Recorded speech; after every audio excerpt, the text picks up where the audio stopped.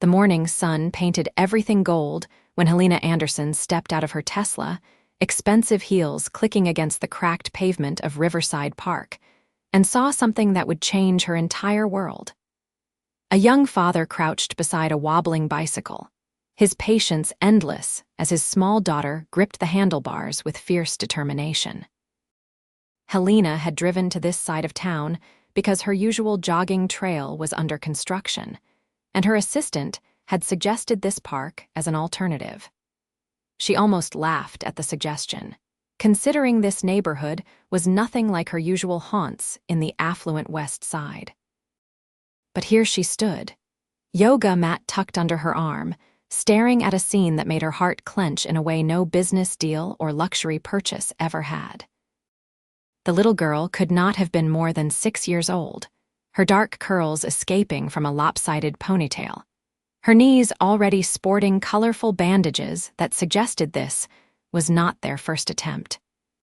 The man, her father presumably, wore faded jeans and a work shirt with grease stains on the sleeves. His dark hair needed a trim, and his boots had seen better days, but his smile was radiant as he jogged alongside the bike.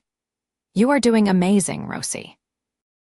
Remember what I said about looking forward, not down," he called out, his voice warm and encouraging despite the obvious exhaustion in his posture. Helena found herself frozen, watching as the girl pedaled furiously, her little legs pumping with all the determination her small body could muster. The bike wobbled dangerously to the left, and the father rushed forward, his hand steadying the seat without actually taking control away from his daughter. "I am doing it, Dad. I am doing it," Rosie shrieked with delight. "You absolutely are, sweetheart. Keep going. I am right here." Something about the pure, uncomplicated love in that exchange hit Helena like a physical blow. She had attended 1,000 charity galas, written checks that could change lives, sat on boards that made important decisions. But she had never witnessed something so genuinely beautiful as this struggling father giving his daughter the gift of his time and encouragement. The bike wobbled again, and despite the father's best efforts, Rosie went down hard on the asphalt. Helena gasped, taking an involuntary step forward, but the father was already there, scooping his daughter up with practiced ease. "You are okay, baby girl."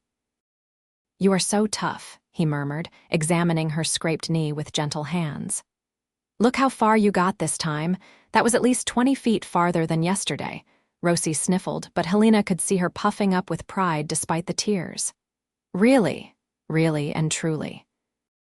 You are going to be riding all by yourself by the end of the week, I guarantee it." "Will you still run beside me even when I do not need you to?" Rosie asked, and the vulnerability in her small voice made Helena's throat tight.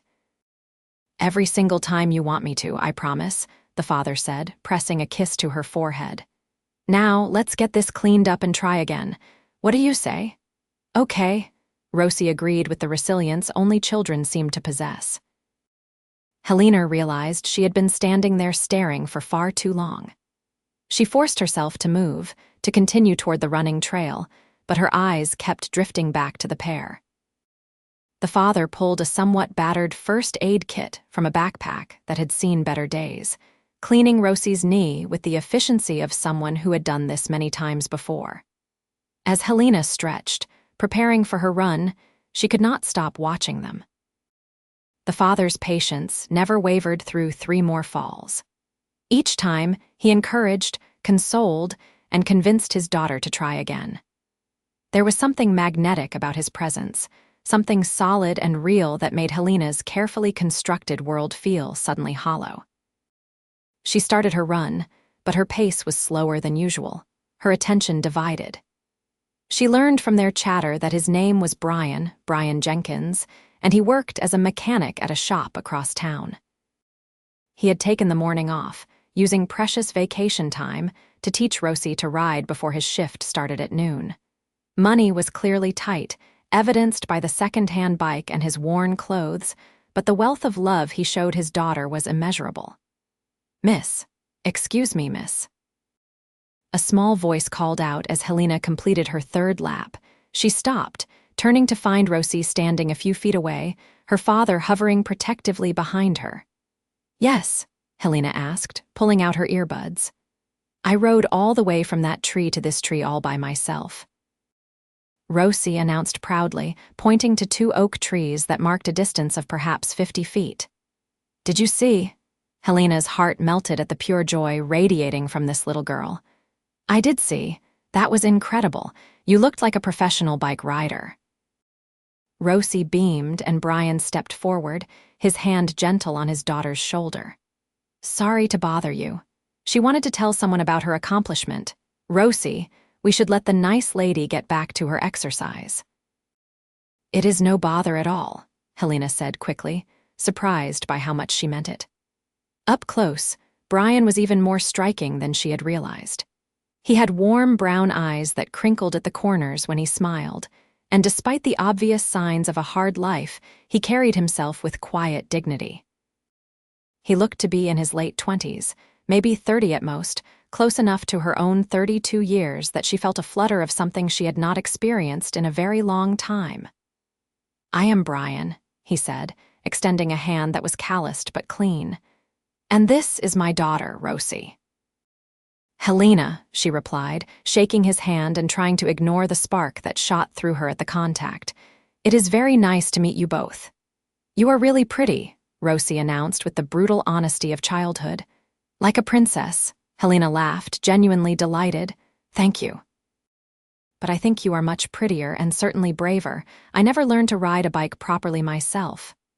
"Really?" Rosie's eyes went wide. "My dad could teach you. He is the best teacher in the whole world." "Rosie," Brian said gently, his cheeks flushing. "I am sure Helena has better things to do than learn to ride a bike."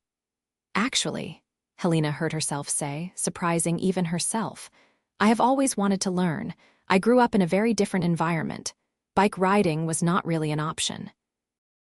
Brian studied her for a moment, and Helena wondered what he saw. She was aware of how out of place she looked in her designer athletic wear, her hair perfectly styled even for a workout, her diamond earrings subtle but undoubtedly expensive. This was not her world, and she clearly was not part of his. "If you are serious, I would be happy to show you the basics sometime," Brian said carefully. "Though fair warning, my teaching methods involve a lot of falling down." "I can handle that," Helena said, and meant it. They exchanged numbers, and Helena felt like a teenager again, her pulse racing as she saved his contact information. She finished her run in a daze, her mind replaying every moment of their interaction. This was insane. She was Helena Anderson, CEO of her late father's real estate empire, a woman whose dating history included senators, celebrities, and CEOs. She had no business being interested in a struggling mechanic with a daughter, no matter how warm his eyes or how patient his demeanor. But 3 days later, she found herself back at Riverside Park at dawn, wearing borrowed athletic clothes from her housekeeper, and feeling more nervous than she had during any board meeting. Brian was already there with Rosie and another bike, this one adult-sized and clearly borrowed, given its mismatched paint job. "You came," he said, and the pleased surprise in his voice made Helena's stomach flip. "I said I would," she replied. "Most people say lots of things," Brian said quietly. "Not everyone means them." There was a story there, Helena realized, pain in his past that had taught him to doubt promises. She wanted to know everything about him, to understand what had shaped this man who showed such tenderness to his daughter. The lesson was humiliating and wonderful in equal measure. Helena, who commanded boardrooms and negotiated million-dollar deals without breaking a sweat, could not seem to keep a bicycle upright for more than 3 seconds. She fell 6 times in the first 20 minutes, acquiring bruises that would make sitting through tomorrow's investor meeting uncomfortable. But Brian never lost patience. His hands were steady on the bike seat, his voice calm and encouraging, exactly as it had been with Rosie. And when Helena finally managed to pedal 10 feet on her own, his whoop of celebration matched his daughter's enthusiasm. "You did it," Rosie cheered, dancing around in circles. You are a bike rider now." Helena was breathless, sweaty, and covered in grass stains, and she could not remember the last time she had felt so happy. "Same time next week?" Brian asked as they prepared to part ways. "I would like that," Helena said. "Maybe I could buy you both breakfast, as a thank you for the lesson." She saw the hesitation in Brian's eyes, the pride warring with what was clearly a tight budget. "You do not have to do that." "I know I do not have to, I want to," Helena said firmly. "Please." They ended up at a small diner 3 blocks from the park, the kind of place Helena would never have noticed before. But the pancakes were delicious, and watching Rosie demolish a stack while chattering about school and her friends was worth more than any 5-star brunch. "Tell me about yourself," Helena said to Brian while Rosie was absorbed in creating a maple syrup lake on her plate.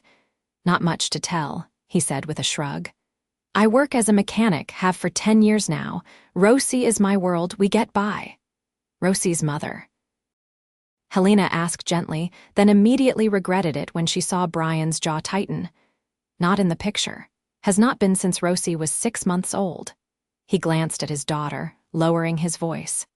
"She wanted the party life, not the parent life, signed away her rights and disappeared.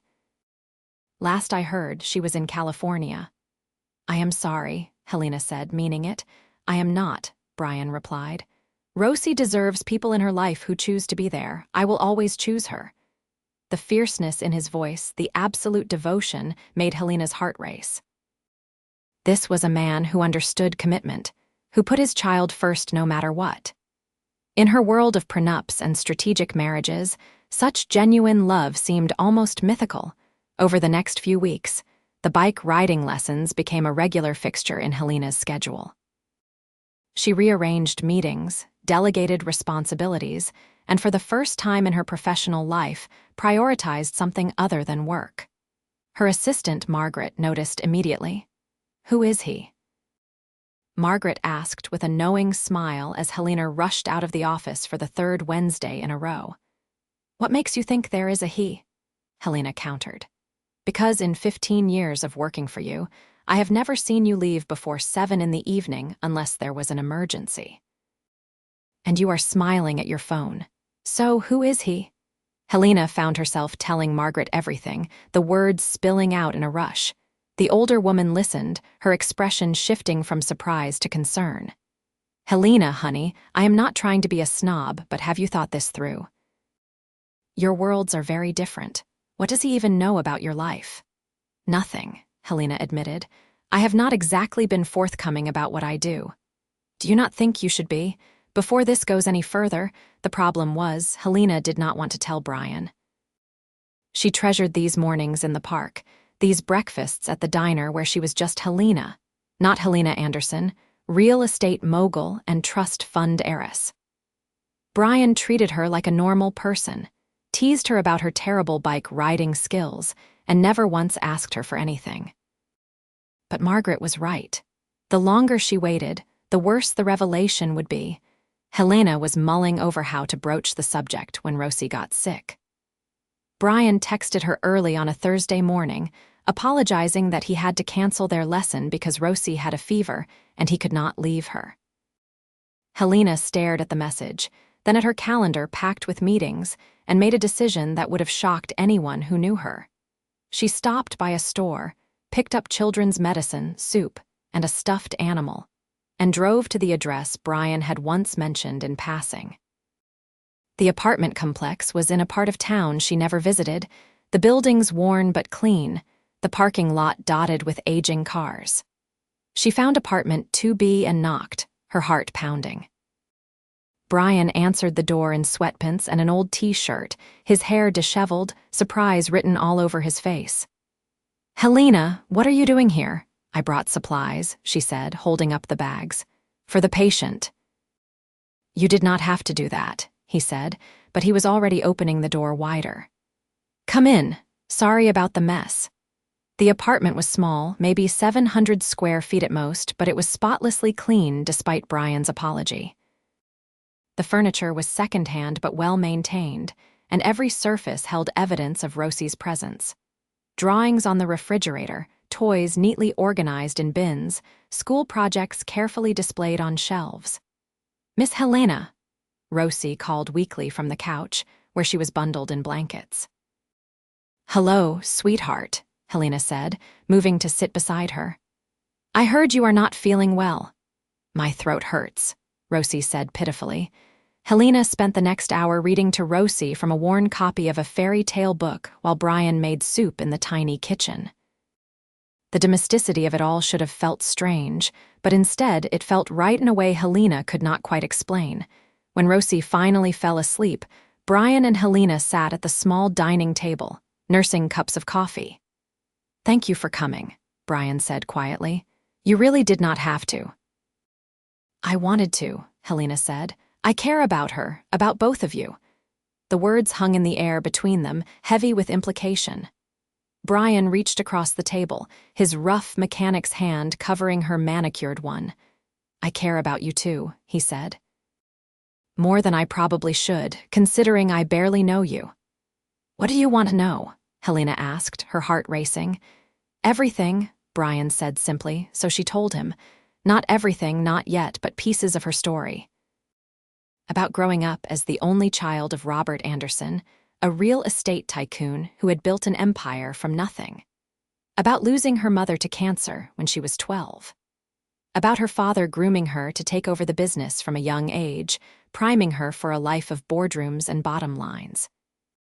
"My father died 2 years ago," Helena said softly. "Heart attack. He was only 61. I inherited everything, and suddenly I was responsible for a company with 3,000 employees and assets worth billions." She watched Brian's face carefully, waiting for the change that always came when people learned about her wealth. The calculation, the sudden interest, the grasping quality that crept into interactions. But Brian just squeezed her hand. "That must have been incredibly hard, losing your father and taking on all that responsibility at the same time." "It was," Helena admitted, surprised by the emotion in her voice. "I threw myself into work because it was easier than dealing with the grief. I have barely come up for air in 2 years." "Until now," Brian said. "Until now," she agreed. "Until I saw you in the park with Rosie and remembered that there are things more important than quarterly reports and expansion plans." Brian was quiet for a long moment. "Helena, I need to be straight with you. I like you. More than I have liked anyone in a very long time. But I am a mechanic living paycheck to paycheck in a 1-bedroom apartment. I sleep on the couch so Rosie can have the bedroom. I clip coupons and buy day-old bread and save for months to afford things most people do not think twice about. Our worlds are not just different, they are universes apart." "What if I do not care about that?" Helena asked. "You should," Brian said firmly. "I cannot buy you fancy dinners or take you to the places you are probably used to. I come as a package deal with a 6-year-old daughter who will always be my first priority. I work long hours, and I smell like motor oil more often than not. I am not someone who fits into your life." "Maybe my life needs to change," Helena said. Brian looked at her for a long moment, his expression unreadable. Then he leaned across the table and kissed her, gentle and sweet and tasting of coffee. It was not Helena's first kiss, not by a long shot, but it was the first one that made her feel like she was exactly where she was meant to be. They started dating officially after that, though it was unlike any relationship Helena had ever had. There were no expensive restaurants or luxury vacations. Instead, they had picnics in the park with Rosie, movie nights in Brian's tiny apartment with microwave popcorn, and long conversations after Rosie went to bed about dreams and fears and everything in between.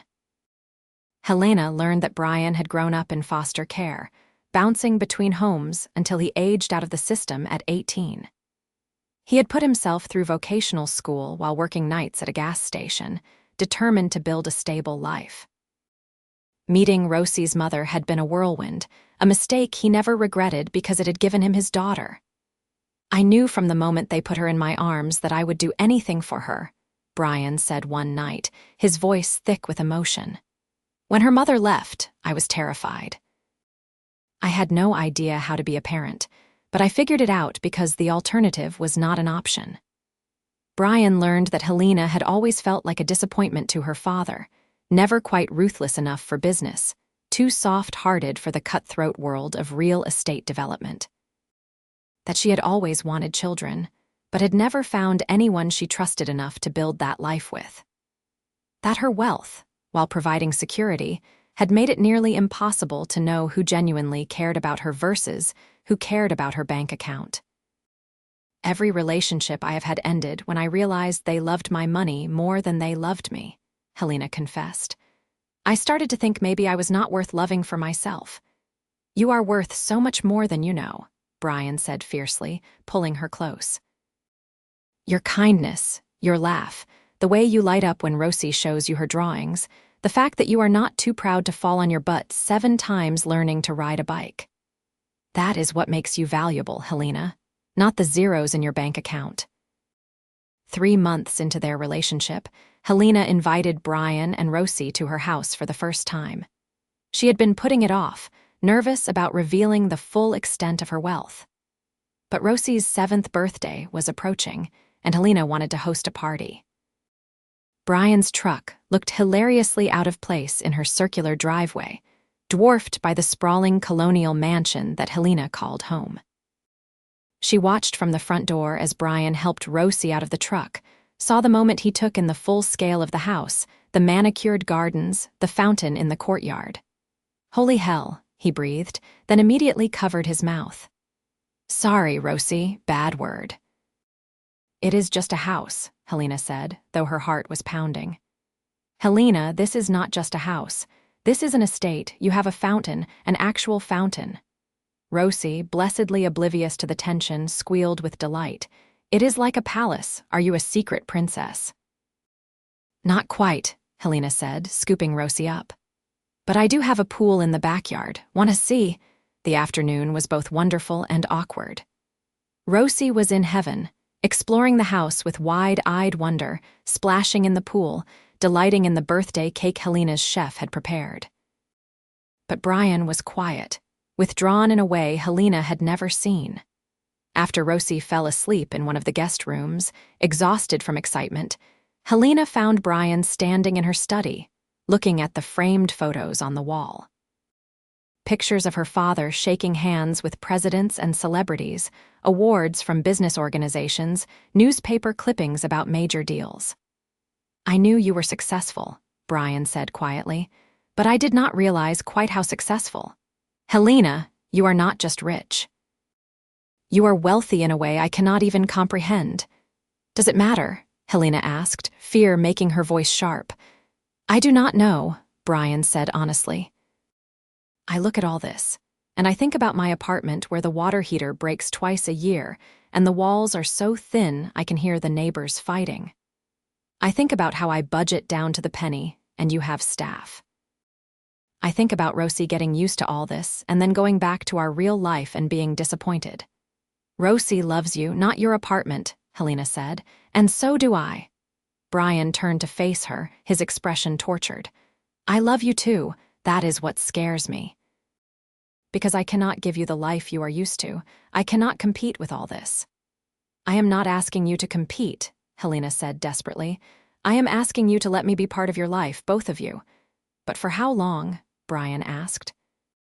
How long before you realize that you are slumming it, that you could have someone who actually fits into your world? The words stung because Helena had heard them before, from her friends, from Margaret, from the voice of her late father in her head. But hearing them from Brian was different. It hurt in a way she had not anticipated.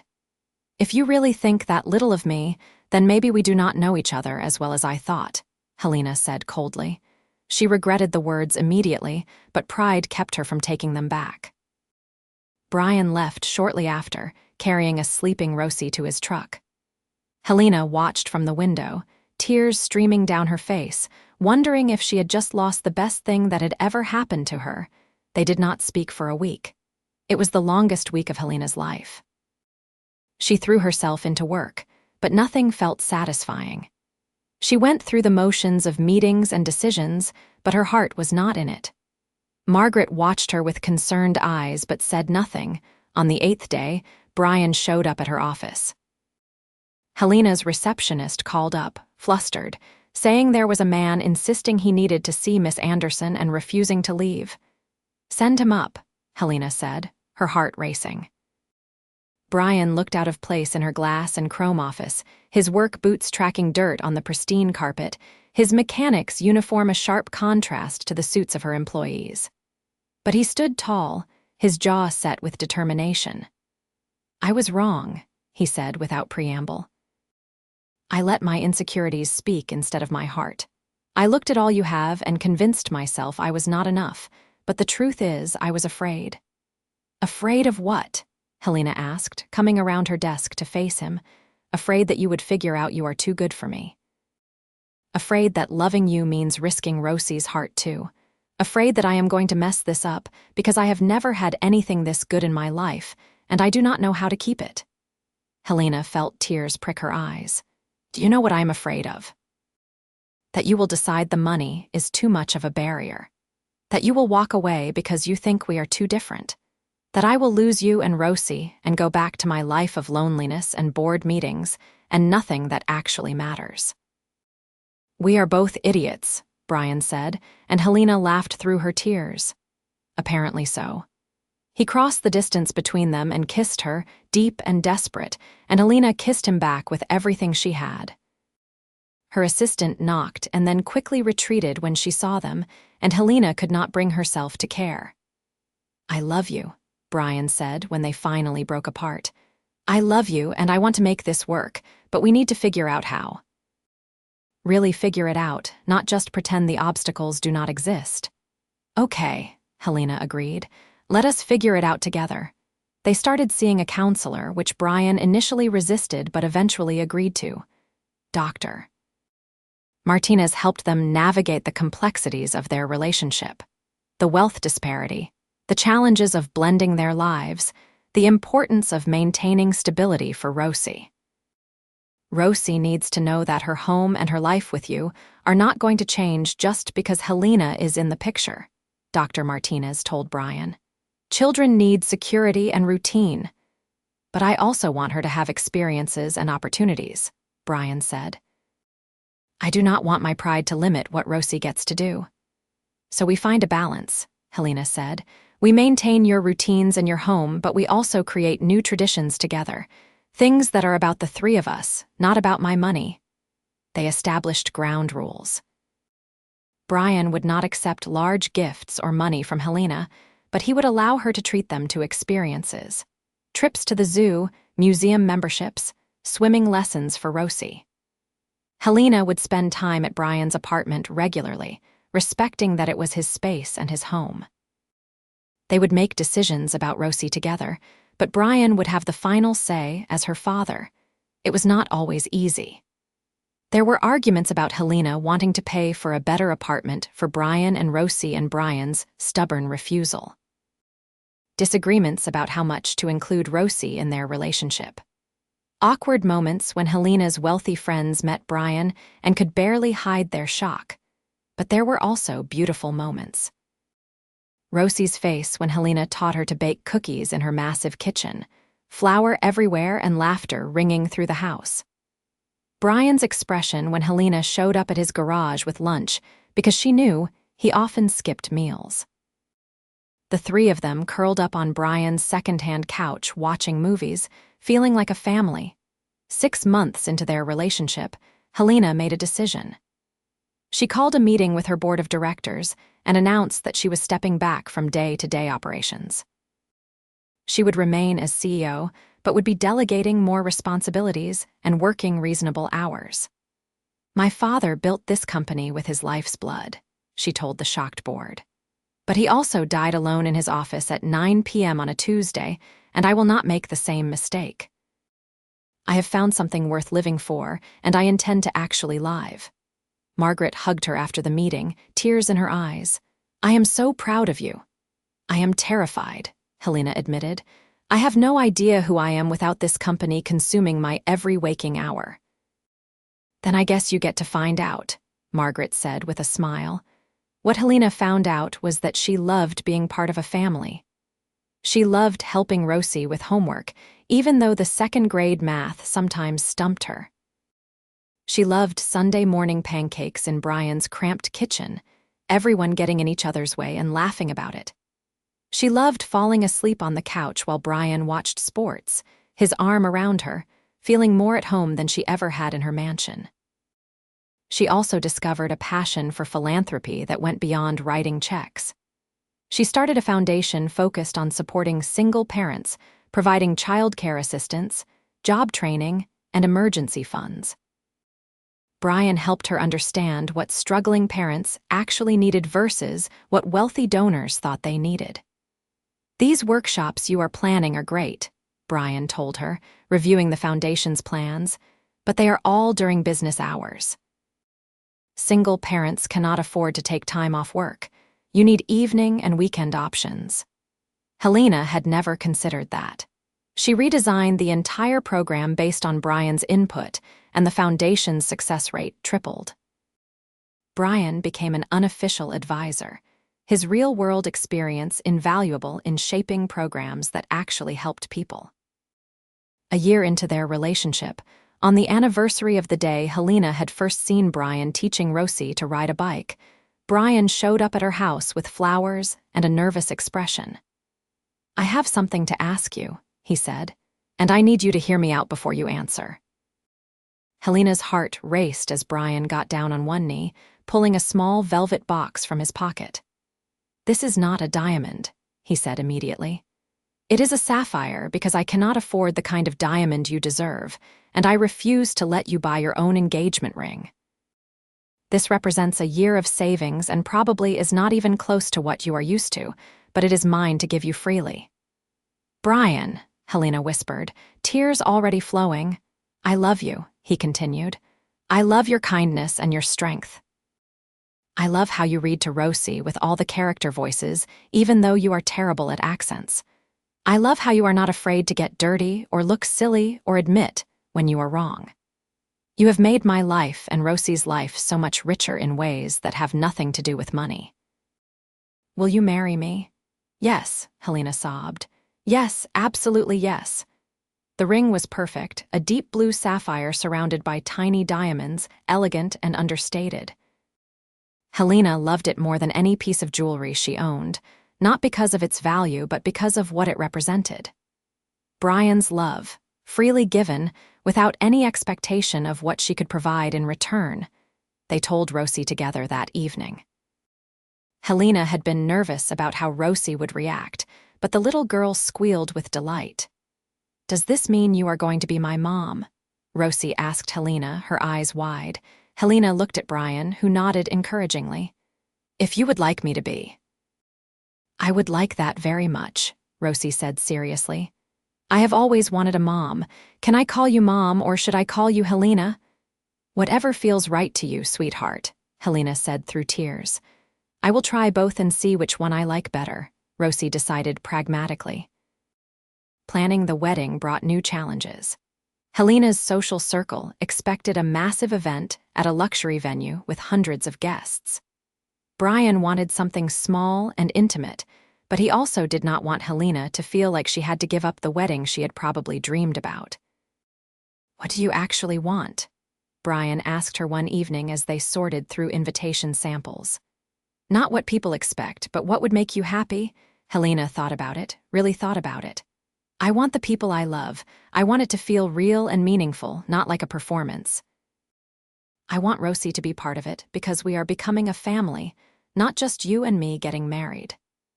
They ended up getting married in Riverside Park, at the spot where Helena had first seen Brian and Rosie. It was a small ceremony with 50 guests. Helena's few true friends, people from Brian's garage, teachers from Rosie's school, and the families that Brian's foundation had helped. Margaret cried through the entire ceremony, and Rosie took her role as flower girl very seriously, instructing guests on where to sit with all the authority of a 7-year-old. Helena wore a simple white dress instead of the designer gown her stylist had recommended. Brian wore a new suit, one of the few concessions he had allowed Helena to make, since his only suit had been from a thrift store and was 2 sizes too small. They wrote their own vows, and there was not a dry eye in the gathering when Brian promised to love Helena with everything he had, and Helena vowed to choose their family every single day. "I promise to always remember what matters," Helena said, her voice shaking with emotion. "To put people before profits, love before ambition. To be the mother Rosie deserves and the partner you need. To honor the life we are building together in whatever form it takes." The reception was at a local restaurant, nothing fancy, but the food was delicious and the company was better. Helena danced with Brian, with Rosie, with Margaret, feeling lighter than she had in years. This was what happiness felt like, she realized. Not the satisfaction of closing a deal or the rush of success, but this, being surrounded by people who loved her for herself, celebrating a commitment built on mutual respect and genuine affection. The question of where to live after the wedding had been a point of contention. Helena wanted them to move into her house, where there was plenty of space and every comfort. Brian was adamant about maintaining some independence, about not feeling like he was living off Helena's wealth. They compromised by buying a new house together, something neither of them had owned before. It was not as grand as Helena's mansion, but it was significantly nicer than Brian's apartment. A 4-bedroom colonial in a good school district, with a yard for Rosie to play in and a garage where Brian could tinker with cars on weekends. Helena sold her mansion, using the proceeds to expand her foundation. Brian contributed what he could to the new house, his savings modest but offered with pride. They signed the mortgage together, even though Helena could have bought the house outright without blinking. "This is ours," Brian said as they stood in the empty living room on moving day. "Not yours, not mine, ours." "Ours," Helena agreed, loving the sound of it. Blending their lives was not without challenges. Helena had to learn to live with less space and fewer luxuries. Brian had to accept that Helena's work would sometimes demand her attention at odd hours. They argued about parenting styles, with Helena sometimes being too lenient and Brian too strict. They disagreed about finances and schedules and whose turn it was to handle the carpool. But they also laughed every day. They made love in their new house while Rosie was at school, christening every room with joy and passion. They had family game nights where Rosie won far too often for it to be coincidence, and neither of them cared. They built a life that was messy and real, and more fulfilling than Helena had ever imagined possible. Rosie thrived in her new school, making friends easily and joining the soccer team. Helena attended every game, often arriving straight from work, still in her business suit, cheering louder than any other parent. Brian coached Rosie's team on weekends, his patience and encouragement extending to all the kids, not just his daughter. "You are good with children," Helena observed one Saturday, watching him demonstrate proper kicking technique to a group of enthusiastic 7-year-olds. "I like kids," Brian said with a shrug. "They are honest and resilient. Plus, they think I am funny, which is more than I can say for most adults." "I think you are funny," Helena protested. "You are legally obligated to say that now. You married me." Helena smiled, but his words had planted a seed. That night, after Rosie was asleep, she broached a subject they had carefully avoided. "Have you ever thought about having more children?" she asked. Brian looked up from the car manual he was reading, surprise written on his face. "Honestly, yes, I always imagined Rosie having siblings. But that was before, when I thought I might meet someone and have a more traditional family structure. Now, with us, I had not really considered it." "Why not?" Helena asked. "I guess I assumed you did not want kids. You never mentioned it." "I never mentioned it because I did not want to pressure you," Helena said. "You already have Rosie, and I was not sure if you would want to start over with diapers and sleepless nights." Brian set down his manual, giving Helena his full attention. "Do you want children? With me?" "I do," Helena admitted. I love being Rosie's mother, but I would love to experience pregnancy and having a baby with you, but only if you want that too. I would love that, Brian said, pulling her close. I would love to have a baby with you to build our family even more. Getting pregnant proved harder than Helena anticipated. At 33, she was not exactly old, but she was not in her early 20s either. They tried for 6 months with no success, and Helena found herself stressed in a way business had never made her. Maybe it is not meant to be, she said tearfully after another negative pregnancy test. Or maybe we need to relax and stop treating it like a business project, Brian said gently. You have been tracking ovulation and timing everything down to the minute. Maybe we should just enjoy each other and let nature take its course. Helena knew he was right. She deleted the tracking app from her phone, stopped obsessing over timing, and focused on enjoying her life. 2 months later, she was late. 3 pregnancy tests and 1 doctor's appointment confirmed it. She was pregnant. Brian cried when she told him, actual tears streaming down his face as he held her. We are having a baby, he kept repeating. We are having a baby. Rosie was equally excited, immediately declaring that she wanted a sister and beginning to plan how they would share her room if necessary. The baby will have their own room, Helena assured her, but you can help decorate it. The pregnancy was not easy. Helena had terrible morning sickness for the first 4 months, struggling to keep food down and losing weight instead of gaining it. Brian was endlessly supportive, holding her hair back when she was sick, bringing her crackers and ginger ale, taking over her usual responsibilities with Rosie. I am sorry I am so useless, Helena said one particularly bad morning. You are growing a human, Brian said firmly. You are literally the opposite of useless. As Helena's pregnancy progressed, she made the decision to step down as CEO entirely, transitioning to chairman of the board. It was a decision that shocked the business world, but felt right to Helena. She wanted to be present for this baby in a way her father had never been present for her. Are you sure about this? Margaret asked. You have worked so hard to build this company. And I will still be involved, Helena said. But as an advisor, not as someone working 70-hour weeks. I want to be there for midnight feedings and first words and all the little moments. I cannot do that if I am married to this company. Brian never asked her to make that choice, which somehow made it easier. He supported whatever decision she made, whether that was continuing as CEO or stepping back.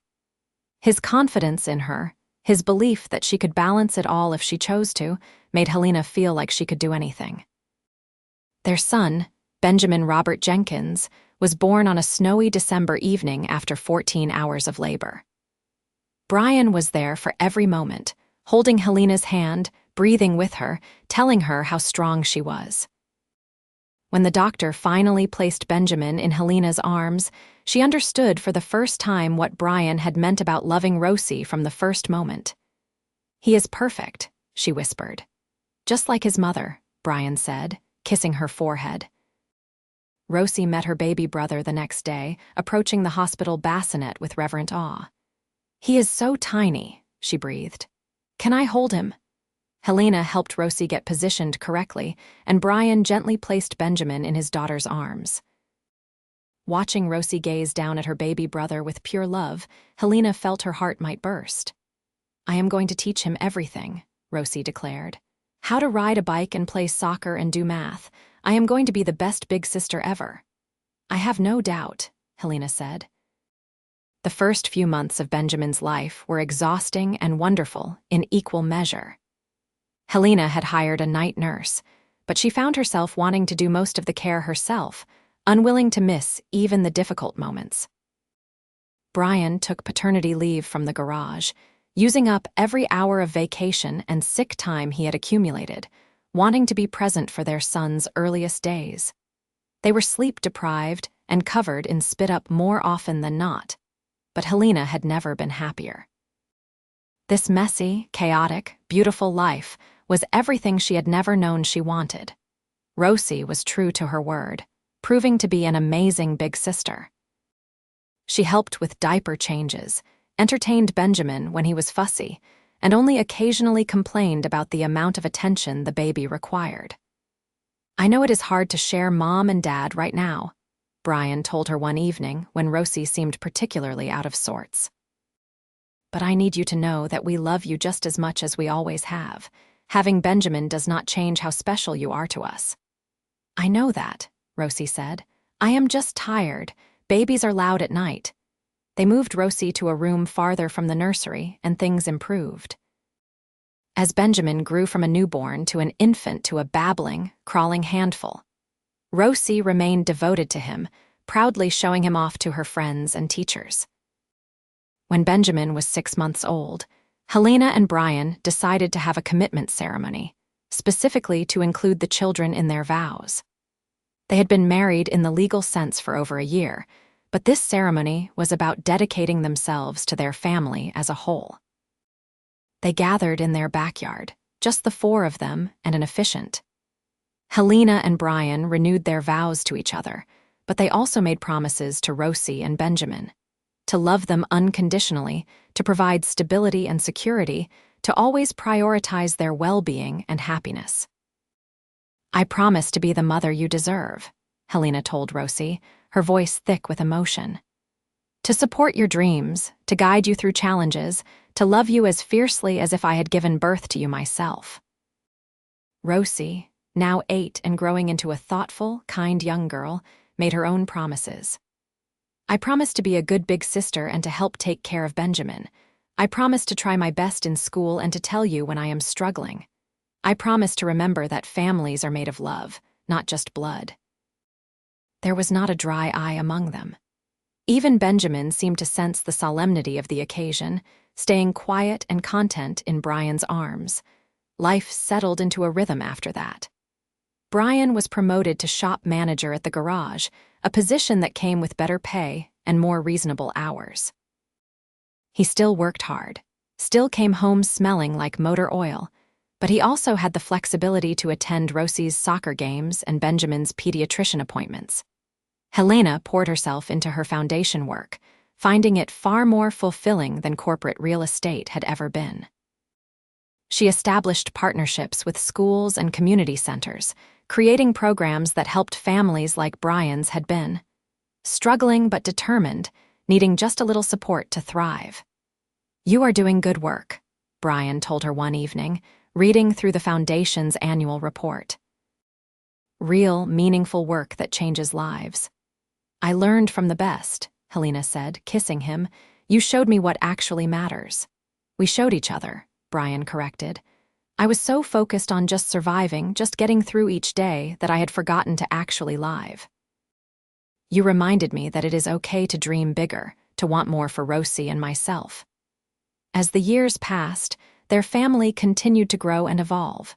Rosie became a talented soccer player, earning a spot on a competitive travel team.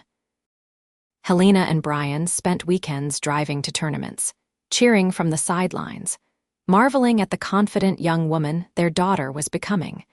Benjamin developed a fascination with how things worked, constantly taking apart toys and household items to see their inner mechanisms. Brian encouraged this curiosity, setting up a workspace in the garage where Benjamin could safely explore under supervision.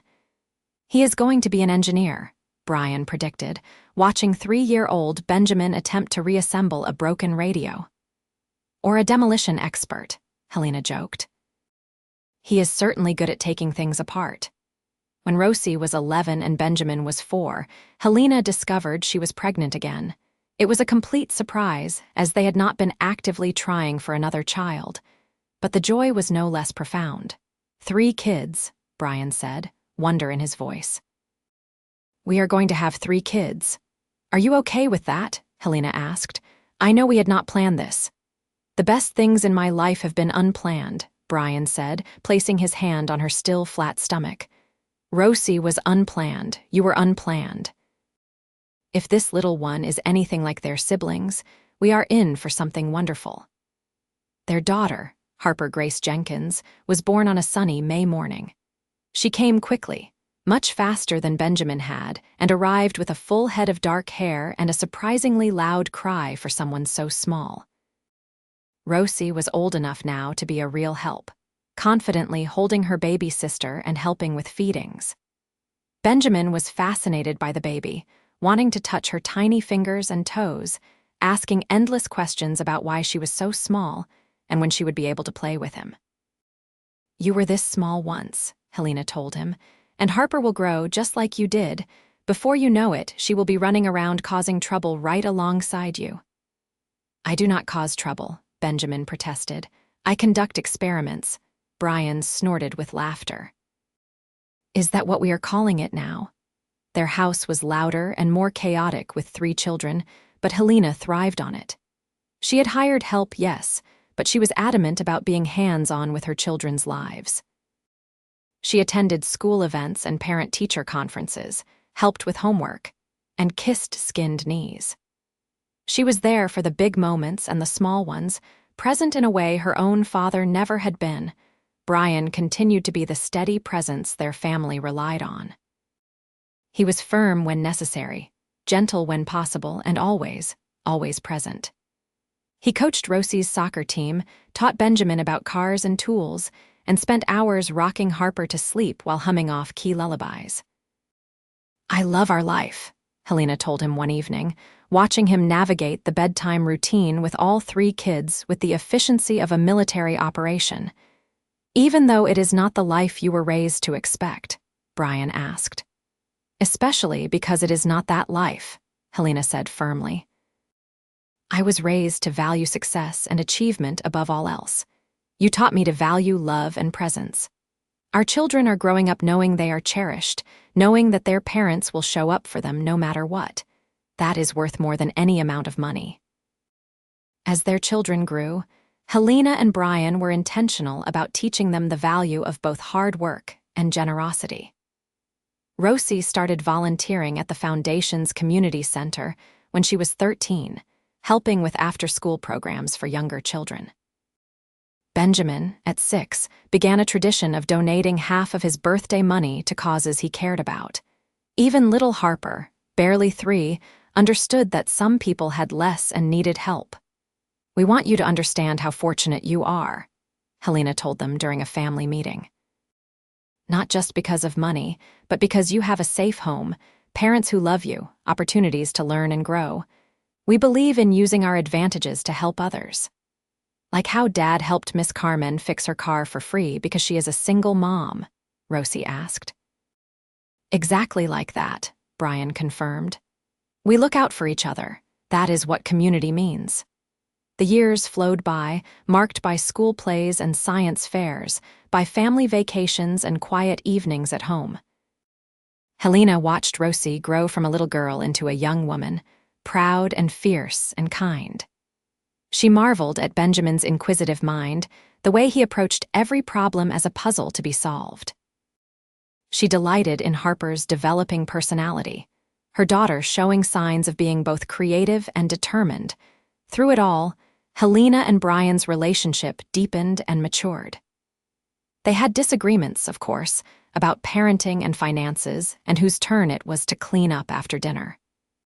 But they had learned to communicate, to listen, to approach problems as a team rather than as opponents.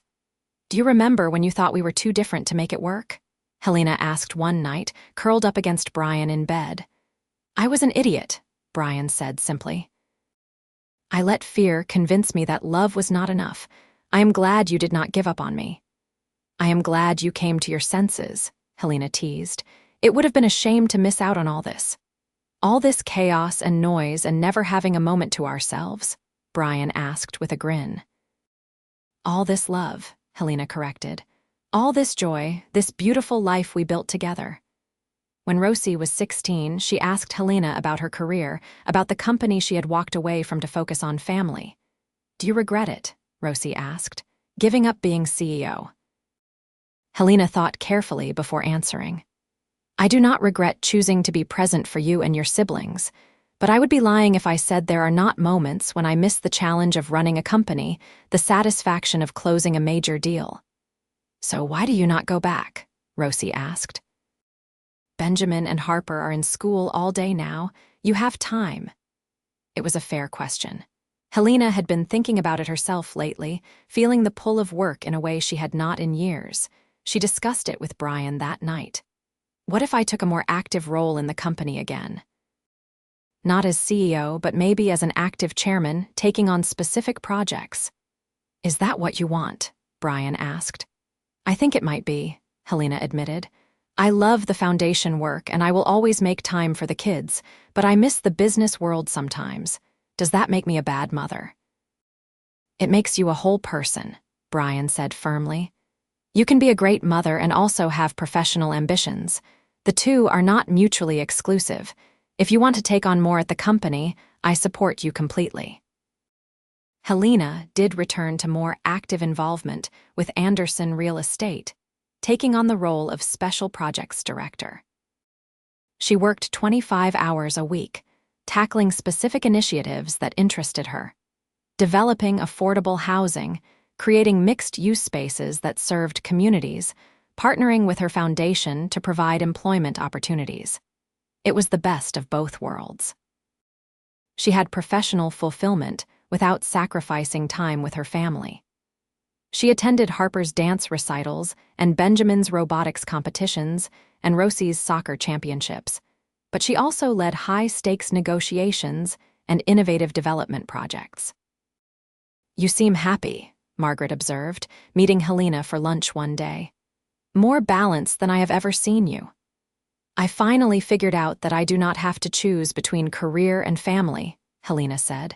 I can have both, just in different proportions than I once thought.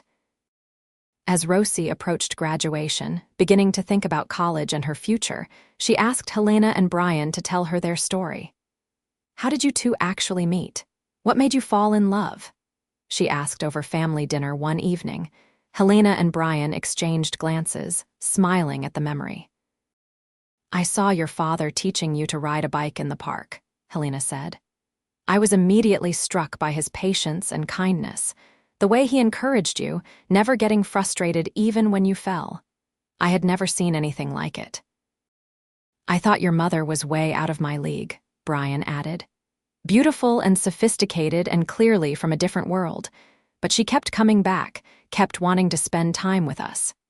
She looked past all the surface differences and saw me, really saw me. That is so romantic, Harper sighed, her 7-year-old heart captivated by the love story. It was not always easy, Helena said honestly.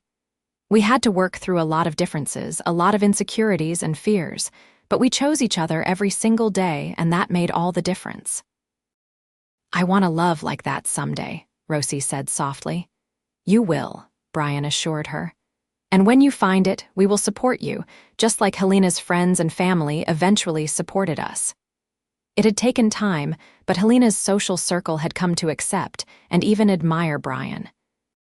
They saw how happy Helena was, how well-adjusted her children were, how the balance she had found enriched every aspect of her life. More than one friend had confided in Helena that seeing her relationship had inspired them to reevaluate their own priorities. When Rosie left for college, a full-ride soccer scholarship to a prestigious university, Helena cried for 3 days. Our baby is all grown up, she sobbed to Brian. She is going to do amazing things, Brian said, though his own eyes were suspiciously bright. We raised her to be strong and independent. Now we have to trust her to fly. With Rosie away at school, Benjamin in middle school and increasingly independent, and Harper in elementary school, Helena and Brian found themselves with more time as a couple than they had had in years. They started having weekly date nights again, rediscovering the romance that had started it all. I love our children more than life itself, Helena said one evening, dancing with Brian in their kitchen to music only they could hear. But I have to admit, it is nice to have some time just for us. Agreed, Brian said, pulling her closer. Though I do not think I appreciated how exhausting 3 kids would be, I feel like I have not slept properly in 12 years. 14 if you count from when I met Rosie, Helena corrected with a laugh. Worth every sleepless night, Brian said, kissing her soundly. As their children continued to grow and thrive, Helena and Brian talked about the future, about retirement and grandchildren and the next chapters of their lives. "I never imagined I would make it this far," Brian admitted one night. "Growing up in foster care, I figured I would probably end up alone. The idea that I would have a wife I adore, 3 incredible kids, a career I enjoy, a home I own, it still does not seem real sometimes." "It is real," Helena assured him. "You built this life through hard work and determination and love. You deserve every bit of happiness you have found." "We built it together," Brian corrected. "I could not have done any of this without you." Looking back on their journey, from that first morning in the park to their current life, Helena marveled at how much had changed. She was not the workaholic heiress who measured success in quarterly earnings anymore. She was a wife, a mother, a philanthropist, and a businesswoman, but in that order. She had learned that true wealth was not measured in bank accounts, but in love freely given and received. Brian had transformed too, from a struggling single father barely keeping his head above water to a confident man who knew his worth extended far beyond his paycheck. He had learned to accept help without feeling diminished, to dream bigger than just survival, to believe he deserved happiness. Together, they had created something neither could have built alone. A family grounded in love, respect, and unwavering commitment. Their children were growing up secure in the knowledge that they were cherished, that their parents were partners in every sense of the word, that love could bridge any gap. On their 15th wedding anniversary, Helena and Brian returned to Riverside Park, to the spot where it had all begun. Rosie was home from college for the summer, and they brought all 3 children with them. "This is where I first saw your father," Helena told them, pointing to the path where Brian had run alongside a wobbling bike. "I had no idea that watching a stranger teach his daughter to ride a bike would change my entire life. I had no idea that the beautiful woman in designer athletic wear would give me a second glance," Brian added. "Shows what I knew." They took family photos, recreating the scene from that first day as best they could, with Rosie on her old bike that was far too small for her now, Benjamin and Harper laughing at the absurdity of it all. As the sun set over the park, painting the sky in shades of gold and pink, Helena looked at her family and felt overwhelming gratitude. This was what mattered. Not the empire her father had built, not the status or the wealth or any of the trappings of success she had once thought defined her. This love, this laughter, these people who knew her completely and loved her anyway, this was everything. "What are you thinking about?" Brian asked, wrapping his arm around her waist as they watched their children chase each other across the grass. "That I fell hard that day," Helena said softly. "Harder than I ever thought possible, and I am still falling every single day." "Good," Brian said, kissing her temple, "because I am right there with you." As they walked back to their car, hands linked, children running ahead, Helena knew with absolute certainty that this was her happily ever after. Not perfect, not without challenges, but real and beautiful and worth every risk she had taken to find it. Their love story had started with a bike and a park and a moment of recognition, but it had become so much more. A testament to the power of choosing love over fear, of opening your heart even when it seemed impossible, of building a life together one moment, one choice, one day at a time. And as they drove home through the twilight, the car full of chatter and laughter and love, Helena sent up a silent prayer of thanks for that morning all those years ago when she had decided to try a different park, when she had stopped to watch a father teach his daughter to ride, when she had taken a chance on something that seemed impossible. Because that chance, that moment, that leap of faith had given her everything that truly mattered. And she would choose it again, every single time. The end.